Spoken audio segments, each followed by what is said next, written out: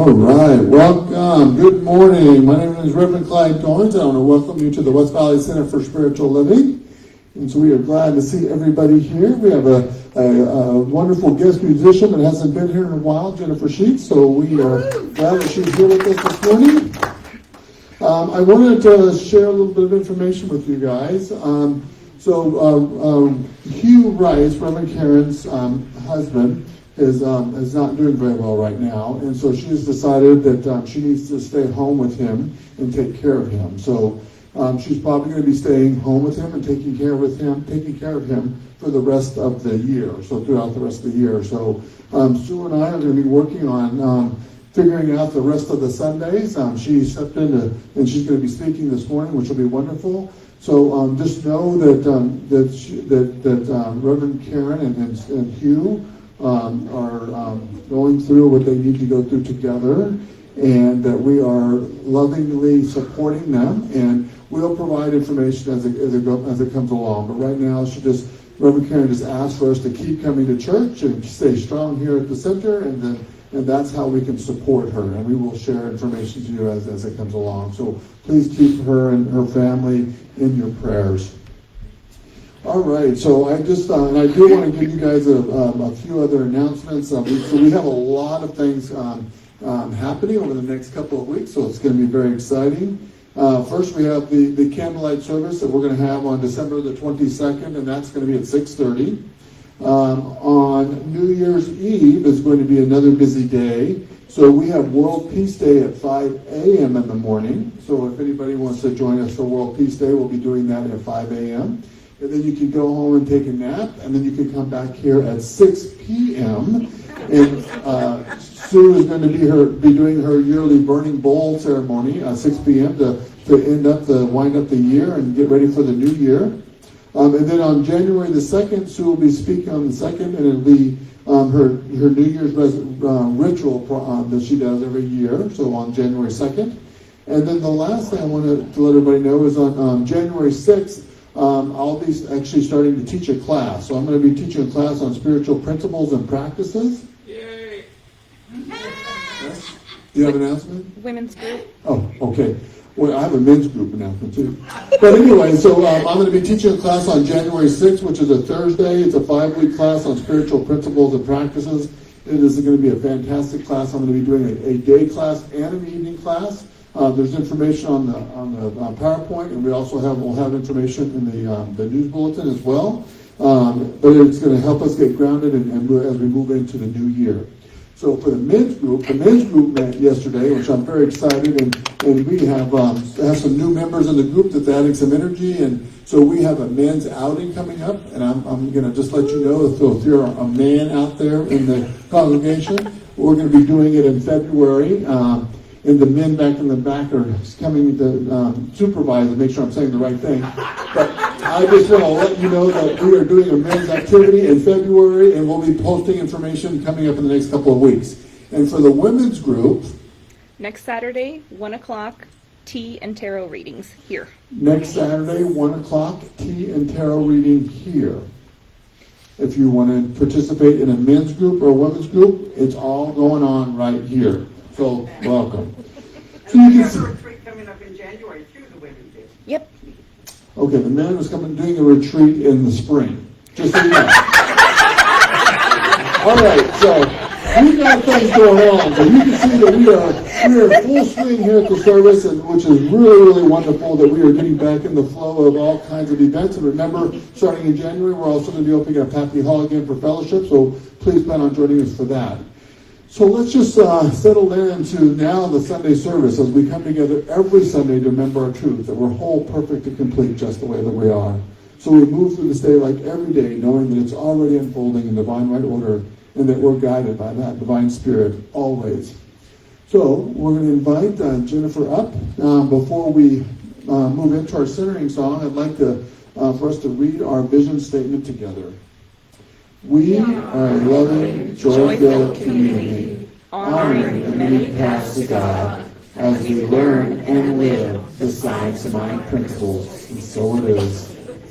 So just simply allow yourself to sit back, breathe in this beautiful, loving space, knowing that you're home in your spiritual home, and open up your hearts and minds for the beautiful music and Sue's beautiful message. Thank you.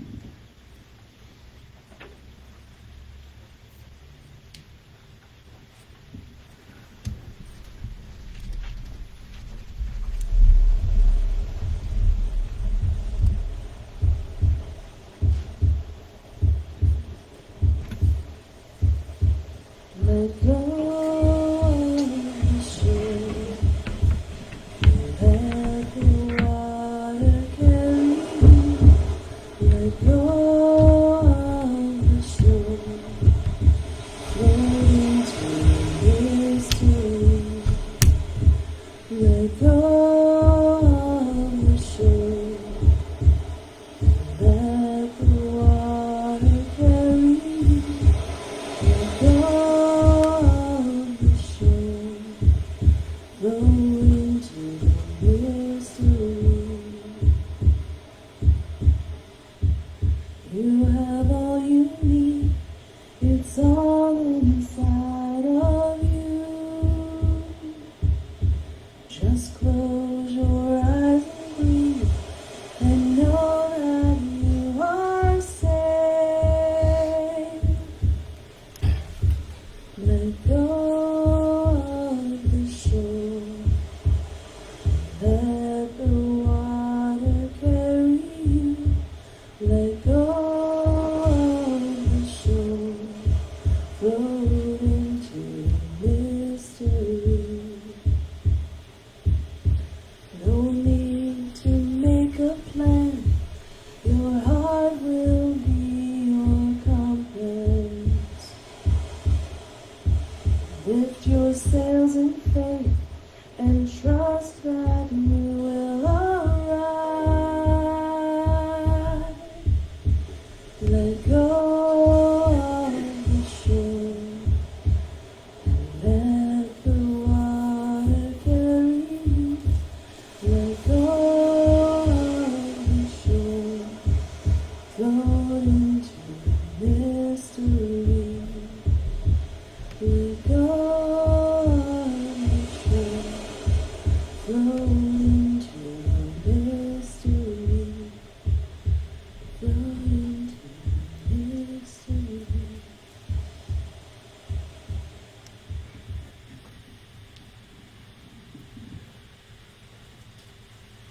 Morning.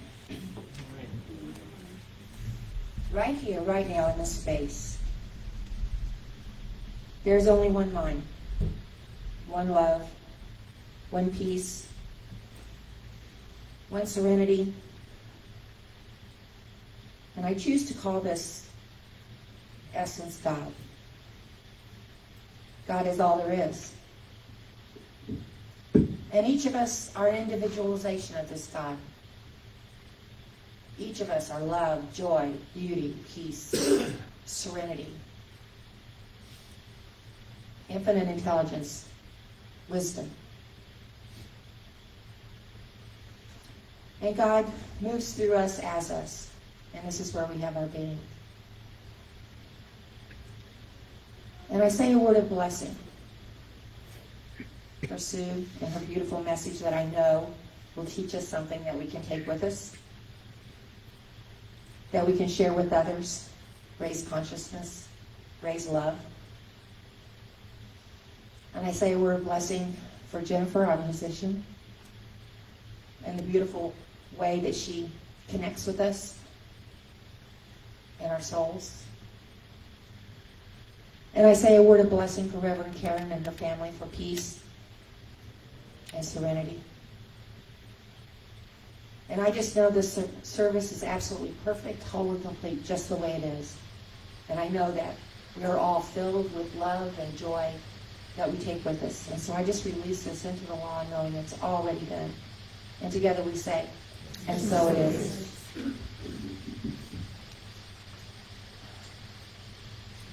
So my reading today, I really had a hard time finding what I wanted, because what I want to talk about happens to be peace. For some reason, I felt very led to do this today. The textbook defines peace as a state of inner calm.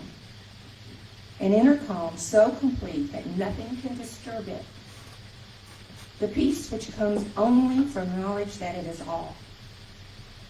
Fathomless peace is meant by peace of the Spirit. This is the peace to which Jesus referred when he said, "Peace I leave with you, my peace I give unto you." The infinite is always at peace because there is nothing to disturb it. A realization of our oneness with the omnipresence brings peace. The peace which is accompanied by a consciousness of power.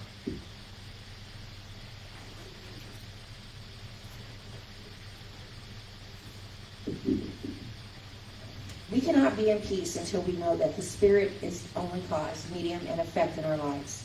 There is no past, present, or future to it. Evil has no history and never entered into the being or the experience of reality. The mind must come to know and realize all these things if it is to have real and lasting peace. A treatment such as this will be a great service in acquiring the mind of the truth of its being. Be still and know that I am God. I am the Christ, the Son of the living God within me. I am the principle of peace within me. I am the manifestation of love within me. My mind is poised in peace and beauty. All sense of fear or doubt is gone. I rest in calm trust and rely on the law of the Spirit to bring good into my experience. Let us just think about that one for a minute.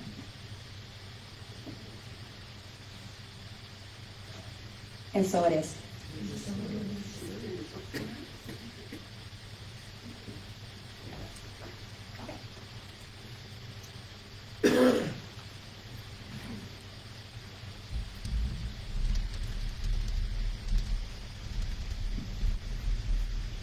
Just gonna give you a little acapella like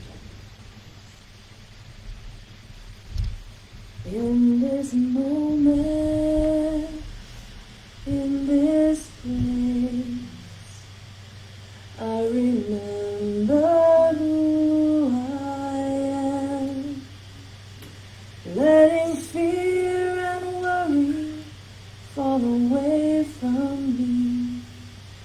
I open my eyes and see there is only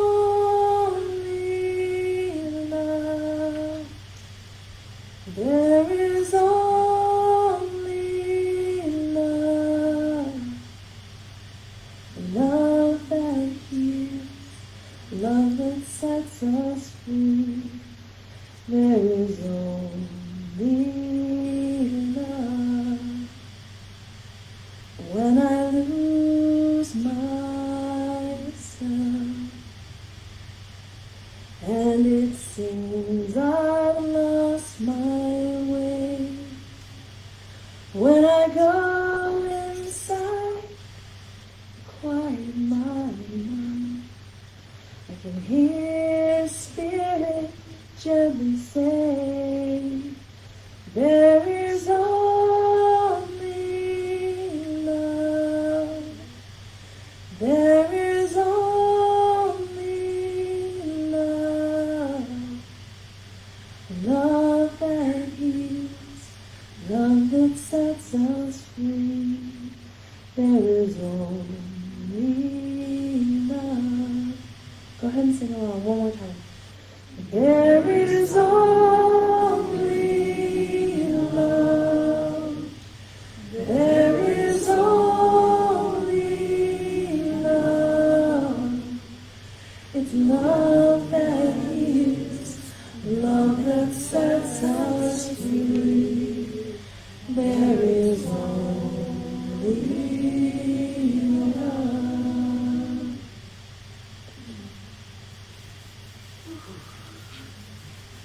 Lovely. Thank you, Jennifer. I just realized, oh, good, we do have a sound officer. We did do a sound check at the beginning, so it's good to know that it works. And it's good to know that we are back to multiplying in the dark. We really have. For a while that wasn't happening, but there's a certain number of people in the house. We turn off the lights. When we turn them back on, there's more. It's delightful. Sorry, there's just no controlling me. So Kathy's reading made me, because I'm going to be talking about peace as well a little bit today. The very, very beginning of the textbook, it says, "Peace be unto thee, stranger. Peace be unto thee, stranger. Enter and be not afraid. I have left the gate open, and thou art welcome to my home. There is room in my house for all. I have swept the hearth and lighted fire. The room is warm and cheerful, and you will find comfort and rest within."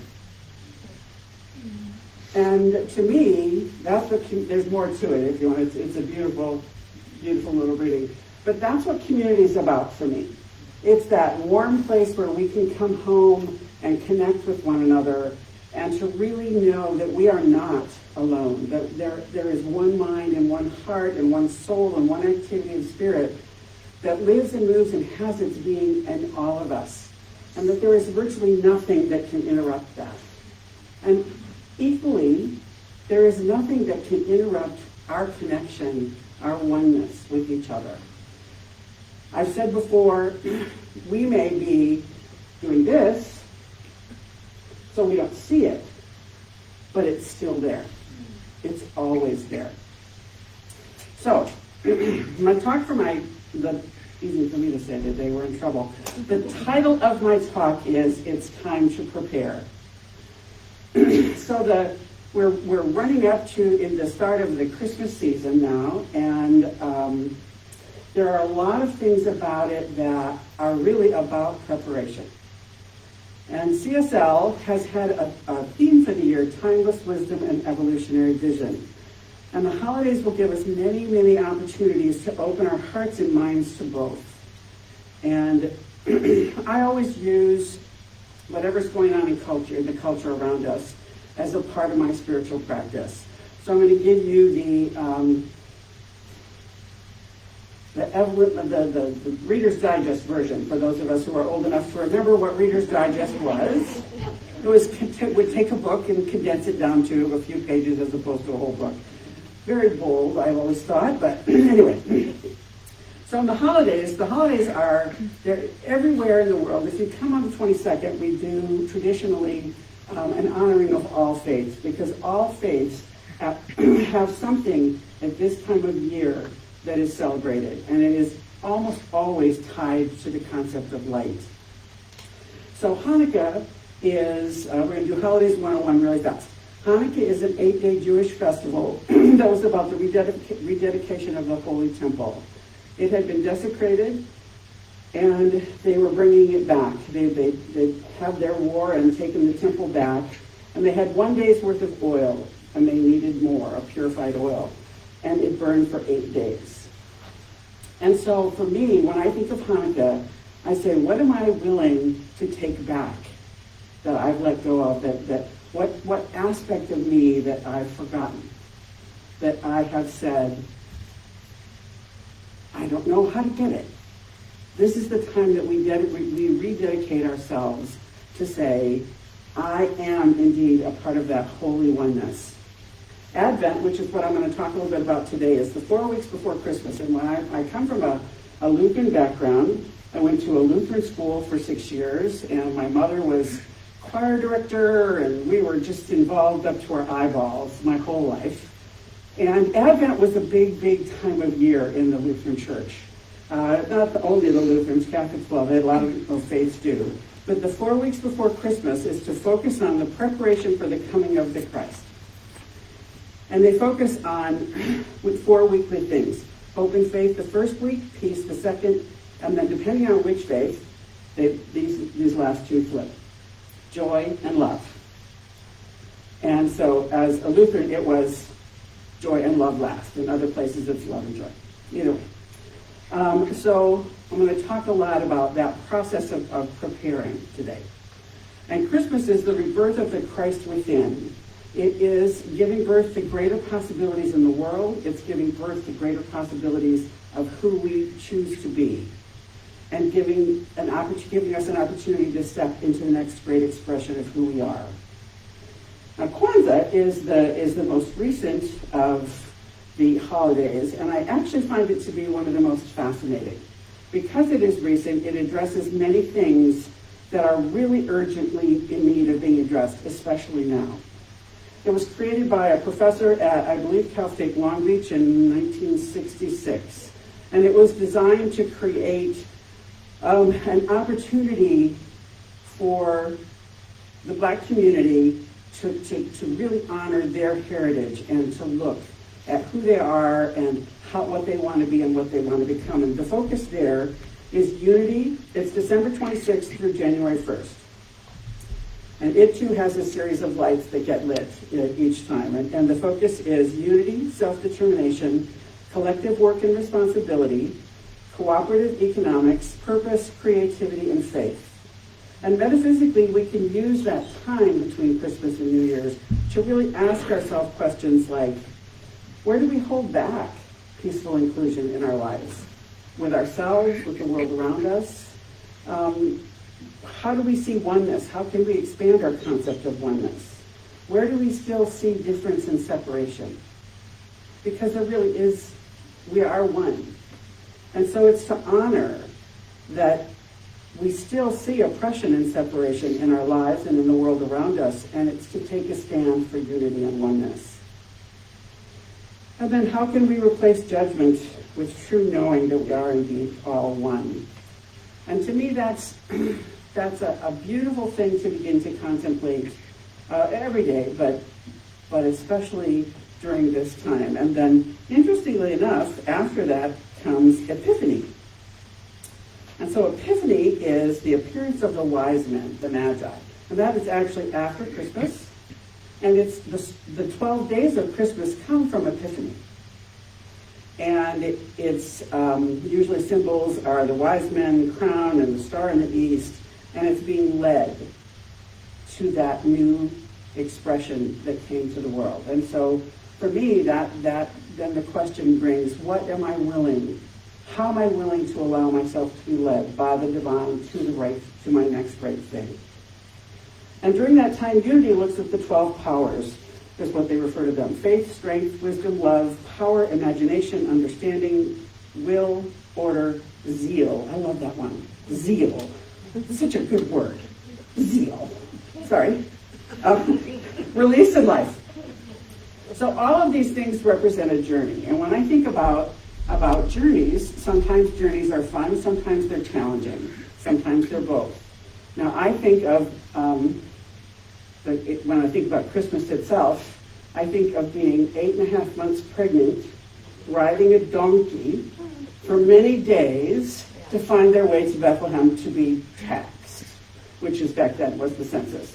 I think no matter how uncomfortable my journey may or may not be, it's not that. At least it's not that. But it's a question of us saying, this is a time for me to reflect and to prepare for that exquisite expression of the divine to be rebirthed in me. So I challenge you this holiday season to lean into the divine, to lean into your particular journey, and look and use all of the symbols that are available to us to really open our hearts and get ready for the next great expression of who we are. So I grew up, Advent was a really big deal, and the children's church always got to come. There are 4 candles for Advent, and the children always got to come up and light the candles. And it was somewhat of a train wreck, truthfully.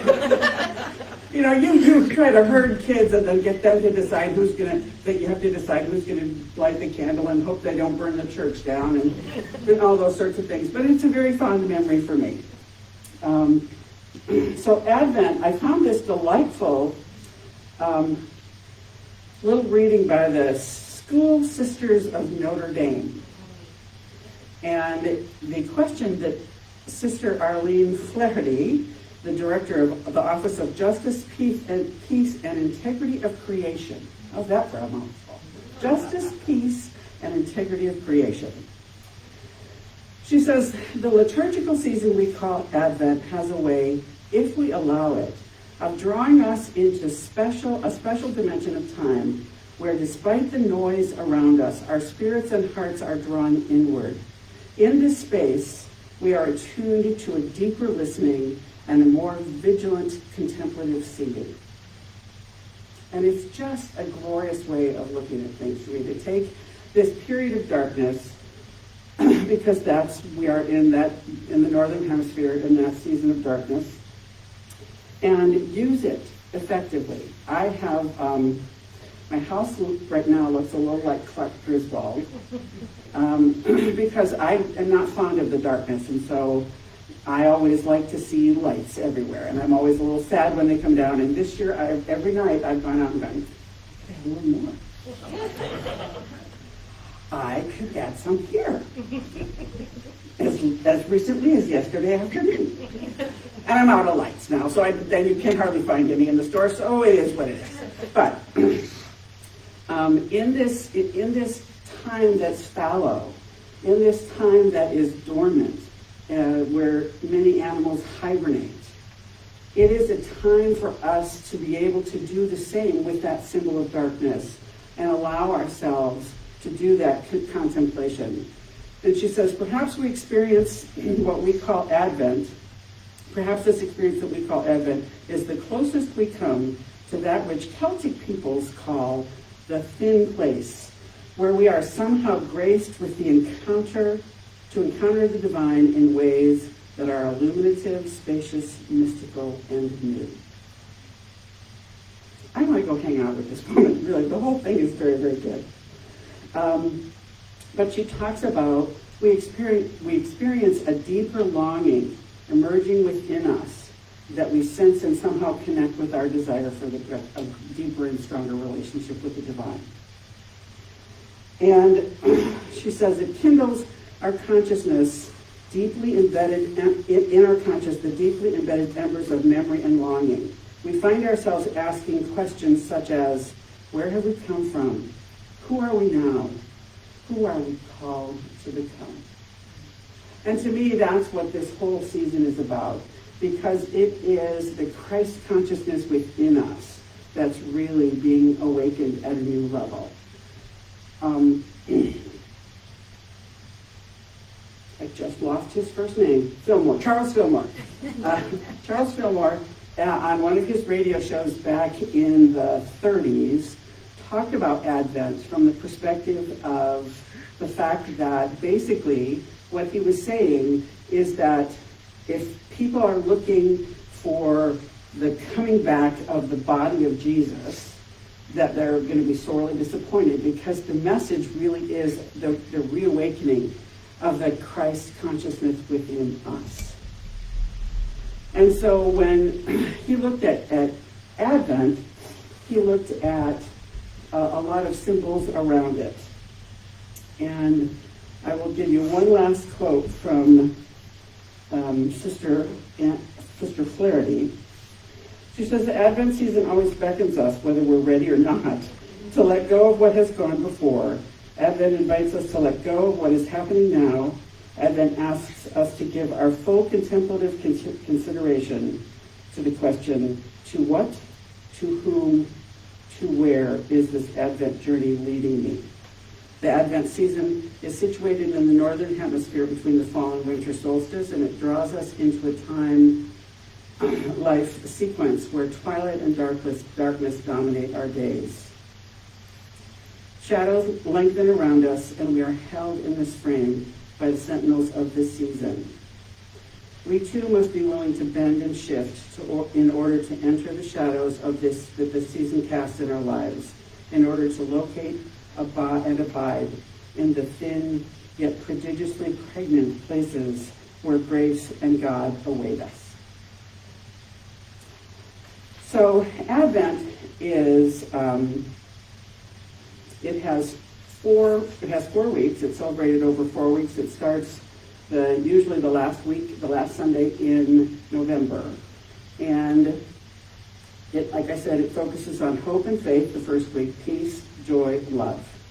And it's an exploration of that inner heart. So I have to always go to definitions. Advent is defined as the arrival of a notable person, thing, or event, a coming into being or use, a coming into place, view, or being, arrival, onset, and beginning, commencement, or start. And the origin of Advent is from the Latin word adventus. Also then, adventure comes from that, which means, according to the dictionary, an unusual and stirring experience. I like that definition of adventure, an unusual and stirring experience.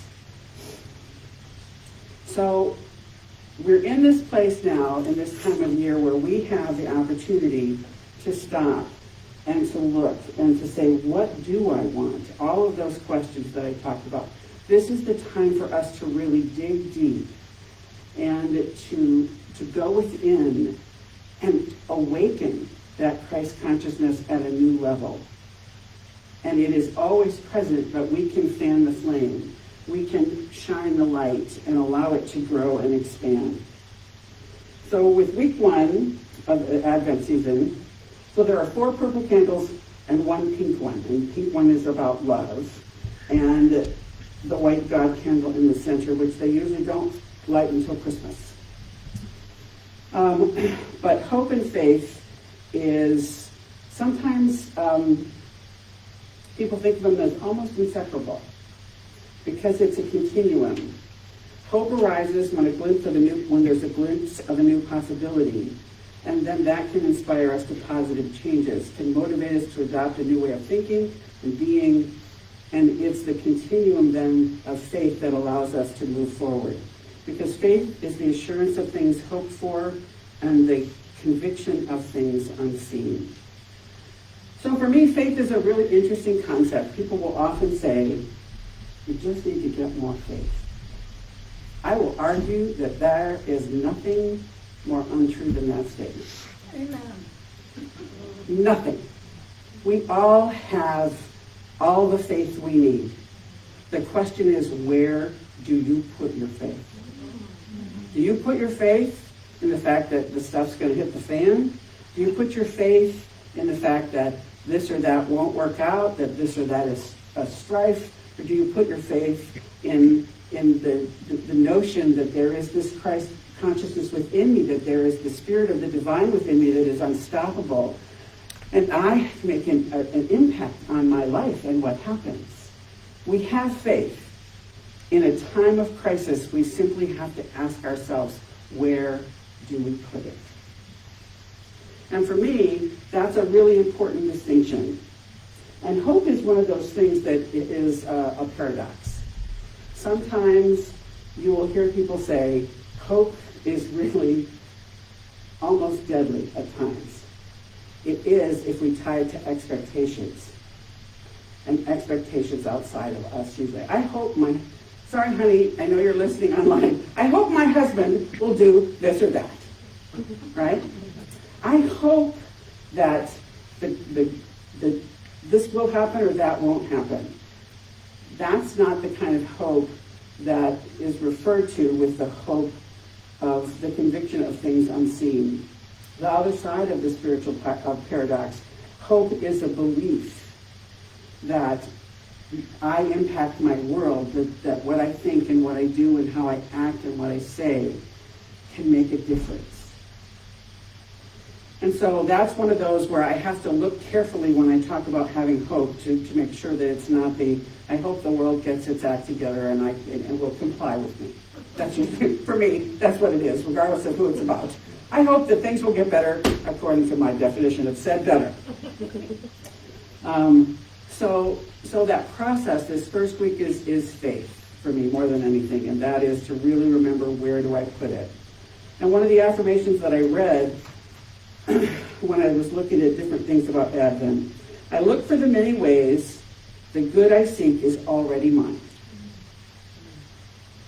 Right? That's when I can put my faith and my hope in a different way. The second week is peace.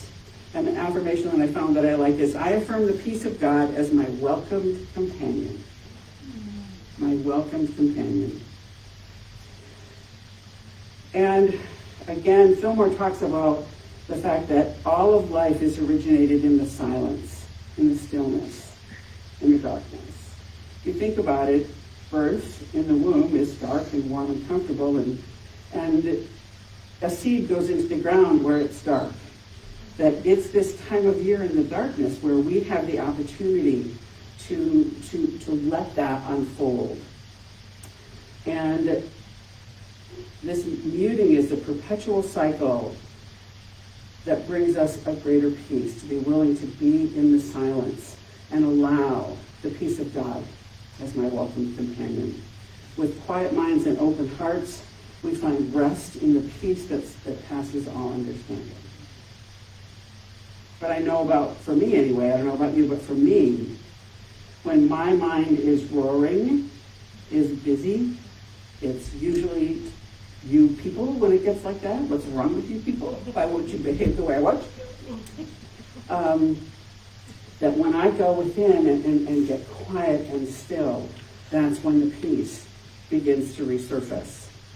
So this week, at least for my religious, for my Lutheran background, is love.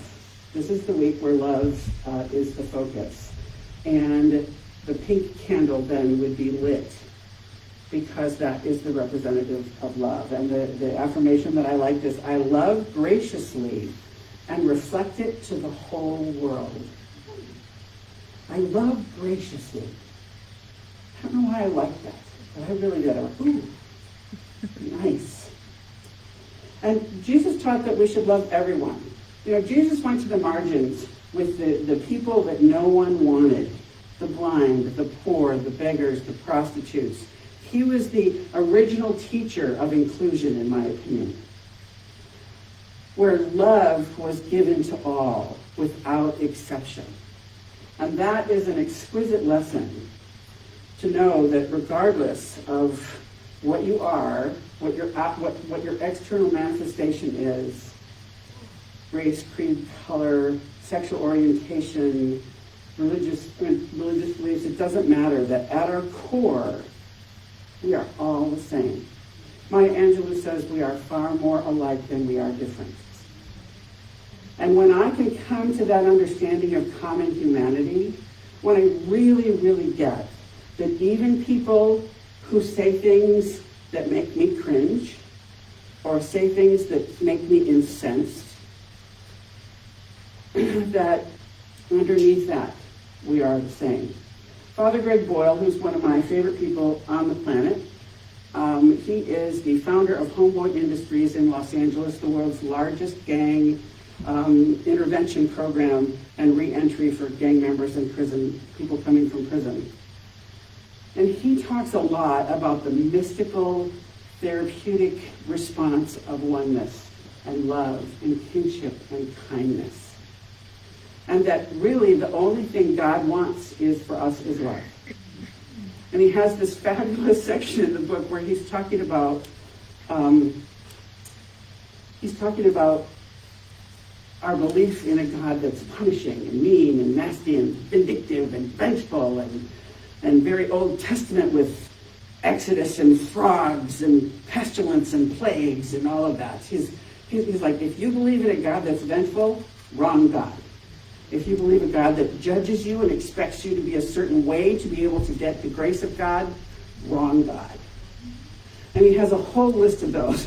And for me, as I was listening to his latest book, The Whole Language, I was listening to it on tape or CD on my way to Lake Havasu the last time I went.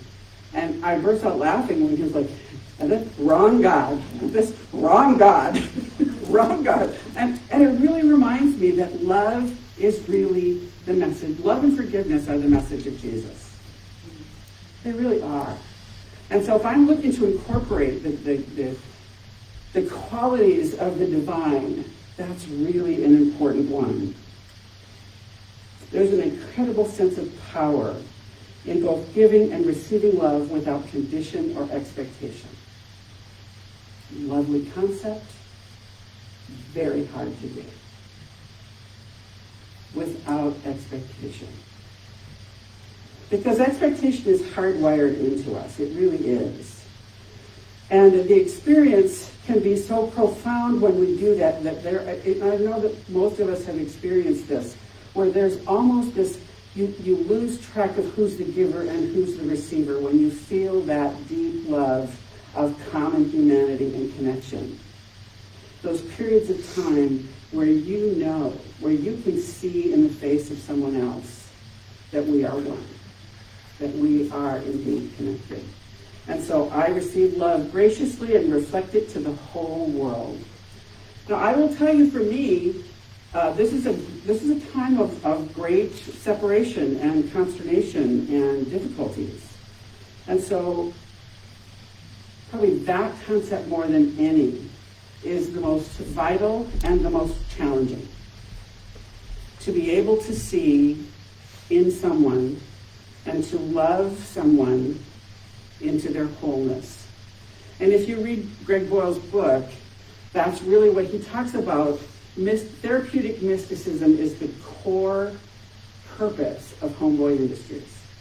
The ability to love people and see their wholeness until they can see it themselves. And even in times when I've heard him say, because he's buried more people than imaginable, where he has said, I have been at funerals where someone I loved was shot by someone I loved. But he also says, so Homeboy Industries has a bakery. It was its first business.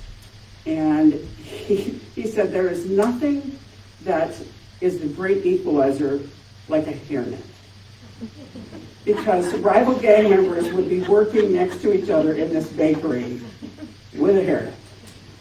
But he talks a lot about the fact that this coming together and seeing ourselves as people rather than a group, that's where the healing happens. And he has example after example after example of how that has worked for him, where he has seen, there's a story that I was listening to last night because I was listening to it for a bit, where somebody had something go wrong and he called. He was relatively new. He worked with one of his enemies from a gang next to him. They both had their hairnets on and their white dusty jackets were filled with flour and frosting. And he said he told Father, they call him Father G. He said to G, I called 5 of my homies and they were all too busy. I called him and he said, I'm on my way. There's nothing. It's very difficult to hate people that you know. And then the fourth week is about joy. And ultimately, that is what this whole season is about. It's bringing that joyous time where we get to make a new choice, where we get to be willing to slow down and see that nothing can interfere with the divine within us. Nothing. It is unstoppable. It is immutable. It is always present. So Christmas happens when we open to the possibility of hope, to love, where we live in the understanding of peace, and when we're willing to both give and receive love. Because you really can't consistently give something that you are not also willing to receive. And many of us are good givers, but receivers not necessarily our gift. So it's about, for me, taking the time, and I will encourage you to do this as you move forward for these next few weeks, to really stop and contemplate those questions. What qualities of God do I want to have show up in my life? How do I want to be in this world? How do I want others to be with me? And what do I need to do to bring that about? Usually it's something, it's about spiritual practice. In terms of Christmas, there's a couple of interesting quotes from this Different Science of Mind magazines from Ernest Holmes. To carry peace, love, and givingness to everyone is the meaning of Christmas. To feel that we're all part of the divine offering is to enter into the spirit of the birth of Christ in the human mind and heart. Another one is, our thoughts of gratitude, thanksgiving, and recognition should ever go up to the divine presence. Like the wise men of old, we too need to be guided by the star of life to that holy place within where the little child, we are the child of God, is cradled in the arms of infinite love and wisdom. So I'm going to end with a quote that always makes me laugh. It's from Gay Hendricks, not No Sun on the End, Gay Hendricks, The Big Leap. And he has a modification of a Hafiz quote. He says, your divine invitation. You are invited to meet the divine. Nobody can resist an invitation like that. Now your choice narrowed to two. You can come to the divine ready to dance, or you can be carried in on a stretcher to the divine emergency room.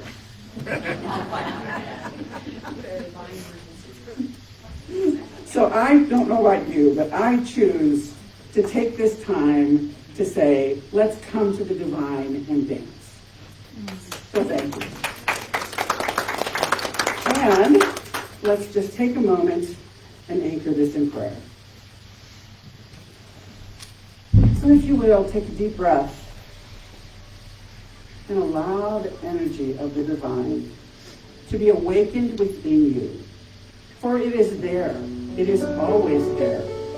It is ready to be fanned, to be brought to a greater expression.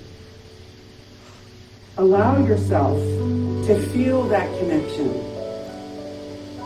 to find, like in this moment, what is the same that we can do in every moment. We find that connection, even if it's just a small spark, and fan it into a greater flame. That this time of year, it is our opportunity to consciously use every symbol of the world around us to fan that flame, to be the light in the darkness. It's not to fear the darkness or to hide it, for in the darkness you see the stars. They are balanced, they are yin and yang, they are essential and necessary, light and dark. So in this time, we take the opportunity to reflect, to ask ourselves, what qualities of the divine do we want to have being stronger in our life? How can I support that Christ consciousness, to have a stronger presence, to be that which guides me and directs me, just like the star in the east? How can I move forward in a new way, seeing the God in everyone, without necessarily liking behaviors or judging, but to simply see the God in everyone, and to be willing to open our hearts, to be willing to open our minds, to be willing to connect in a way that we have never connected before, to see each person in this room, each person in this community, each person in the world everywhere as a divine expression. And as we go forward through this holiday season filled with hustle and bustle and expectation, to slow down, whether it's in a grocery store line or driving down the road, and simply see the person around you. See that regardless of what they look like on the outside, that they are the Christ within. And that love is the absolute healing force in this world. Kindness, tenderness, compassion, understanding. Those are the things of the holiday season that allow us to be lifted into this new expression. So I know as we go forward, we do so with that sense of excitement and expectancy, of beauty and love that is always present, and that we choose now to see it, to feel it, to allow it to be the magnet that draws our experiences. That we allow every expression of the divine to bubble up in us and to be called forward in ways that we have never been able to imagine up until now. that this is the time that we are making the preparations for the birth, for the rebirth of that Christ consciousness within us all. So I give thanks to this extraordinary group of people who are here today, for those who are watching online, for those who watch at a later time, for everyone everywhere. I know that that Christ consciousness is being strengthened in everyone. And that in this moment, there is only love. So I release this out into the beautiful synchronicity that is both love and law. With gratitude, with joy, with peace, with love, with happiness and harmony. Knowing that our intention heals the world. And so it is. Thank you, everyone. I appreciate it. Take it away.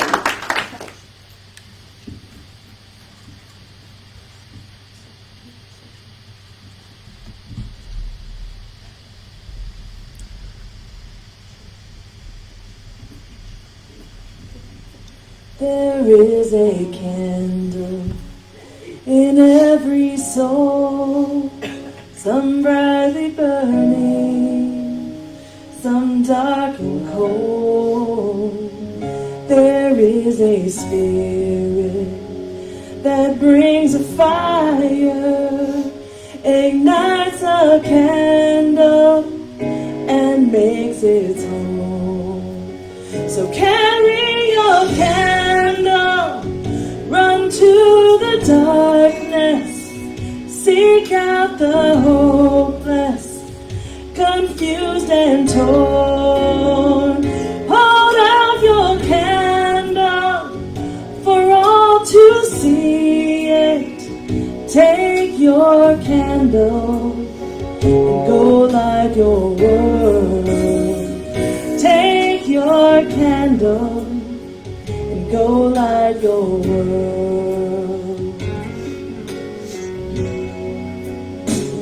Frustrated brother, see how he's tried to light his own candle some other way. See now your sister, she's been robbed and lied to, still holds a candle without a flame.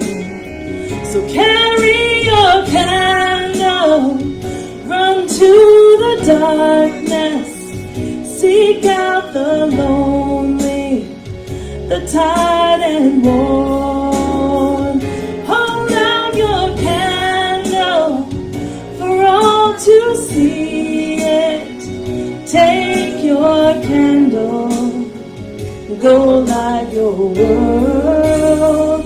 Take your candle and go light your world. 'Cause we are a family and our hearts are blazing. So let's raise our candles and light up the sky. Bring peace and love in the name of spirit. We are a beacon in darkest times. So carry your candle, run to the darkness, seek out the helpless, deceived and poor. Hold out your candle for all to see it. Take your candle, go light your world. Carry your candle, run to the darkness, seek out the hopeless, confused and torn. Carry your candle for all to see it. Take your candle and go light your world. Take your candle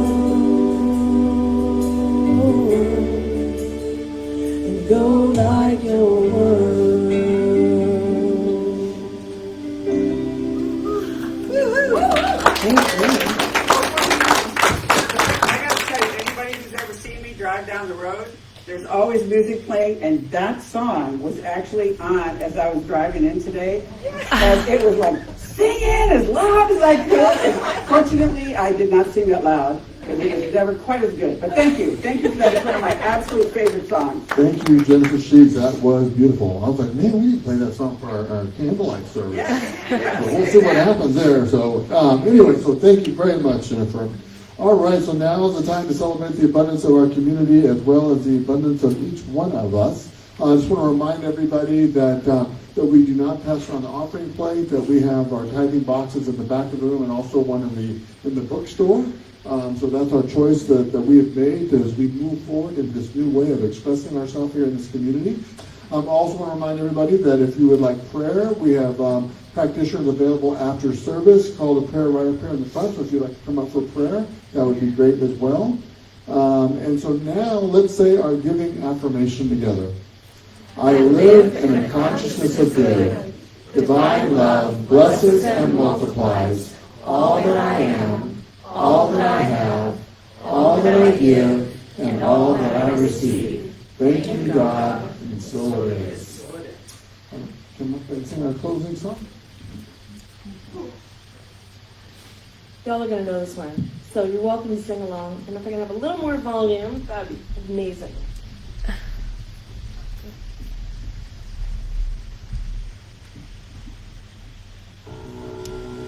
There was a time in my life I thought I had to do it all for myself. I didn't know the grace of God was sufficient. I didn't know the love of God was at hand. But now I can say, if you're discouraged, struggling just to make it through another day, you gotta let it go. Just let it all go.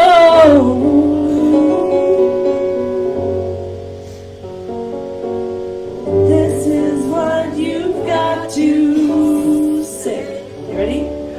Ready? I release and I let go. I let the Spirit run my life, and my heart is open wide. Yes, I'm only here for God. No more struggle, no more strife. With my faith, I see the light. I am free in the Spirit. Yes, I'm only here for God. I release and I let go. I let the Spirit run my life, and my heart is open wide. Yes, I'm only here for God. No more struggle, no more strife. With my faith, I see the light. I am free in the Spirit. Yes, I'm only here for God. I am free in the Spirit. Yes, I'm only here for God.